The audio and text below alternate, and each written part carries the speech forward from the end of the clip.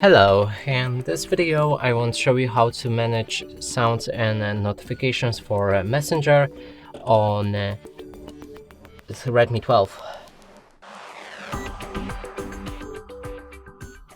And to do this we'll need to click on these three lines in the top left corner of our screen, and inside there's a gear icon right here. Now find the notifications and sounds.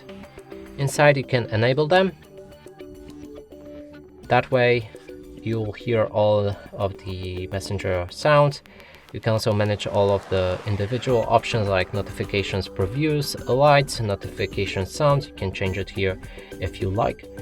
Next thing is a ringtone. If somebody calls you, there's a vibrate on a ring, in-app sounds, new friends notifications, and you can manage notifications which will show right here.